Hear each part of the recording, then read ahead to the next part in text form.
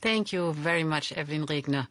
Presidents and honorable members, it is an honor to be with you today in the company of so many amazing women. And allow me to begin by mentioning three women who are not with us today. Dr. Özlem Türeci, Professor Sarah Gilbert, Dr. Kizmekia Corbett. Some of you may have never heard their names before, but we owe them a lot. They are three scientists from Germany, the UK and the US, and these three extraordinary women lead the teams that developed the first three vaccines against coronavirus: BioNTech, Moderna and AstraZeneca. And I'm sure that they, like many of us, have fought against all sorts of stereotypes. But this is how women respond to stereotypes: by going their way, showing leadership, and excelling in their field. And today, the whole world can see that we are all better off when women get the opportunities they deserve. Of course, women are made for science. Of course, women are fit to lead. Of course, career and motherhood can go together. It is obvious. But unfortunately, it still needs to be said. This year's International Women's Day is for women like these three scientists. This Women's Day is for women on the front line and for women in the back office. It's for the health workers who have been our guardian angels. And it is for our sales assistants who have kept our supermarkets open. And indeed, let us never forget that almost 80% of them are women. Women's Day is also for all the mothers who have taken care of their children during the lockdowns while also working from home. But this Women's Day is also for the women who lost their job during the crisis.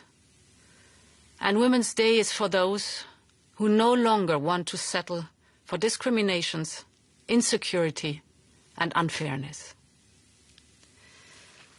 As a female leader, I would like 2021 to bring good news to all of them, to all European women. And this is what we are working on: putting women at the center of all our policies. And let me start with the basics. Later this year, we will propose new legislation to fight violence against women. This has become even more urgent because of the lockdowns. Living free from fear and violence is a basic human right. And we must ensure adequate protection for all women in all European countries, online and offline, and especially at home.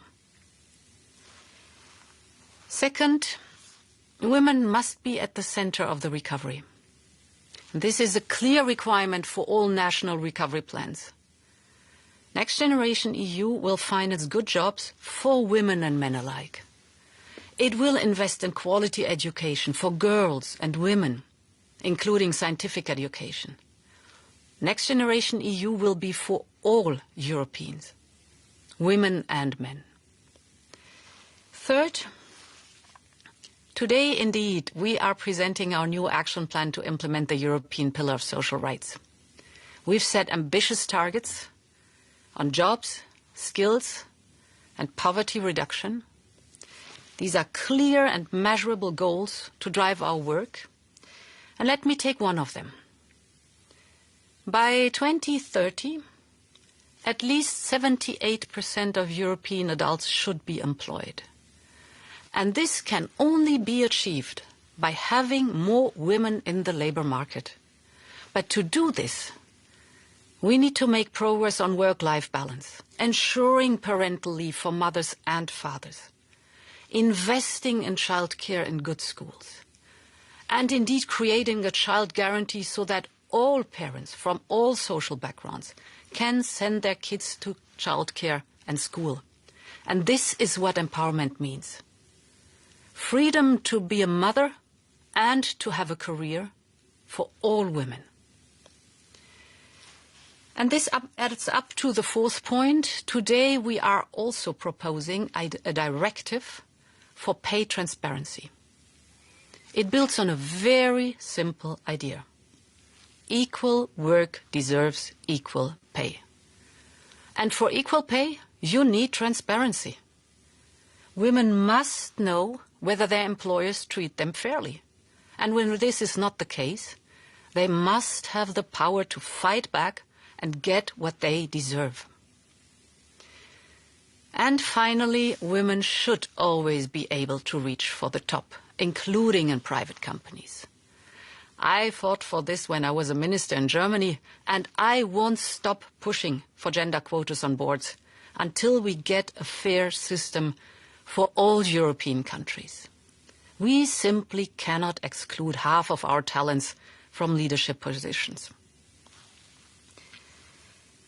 Having women in leadership position should become the norm, not the exception. And slowly but steadily, Europe is changing.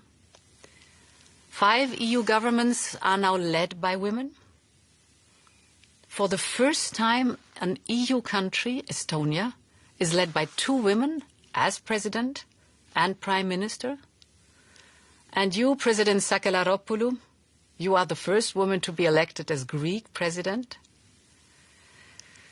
For the first time in our history, not only the European Commission is led by a woman, but we have also achieved gender balance in the College of Commissioners. As you know, this is something I promised on my nomination. I asked every European country to present a man and a woman as candidates for each post. It was not always easy, but we made it. And it shows that everything can change with tireless perseverance. All of this matters. It matters on the quality of our decision-making, and it matters to our daughters. It tells them that they can reach for the top. It tells them that hard work pays off, that they will be judged on their ideas, their dedication, and their talent, not for their chromosomes. A gender-balanced Europe is a better Europe, not just for women, but for all of us. And in this spirit, long live Europe and happy Women's Day. Thank you so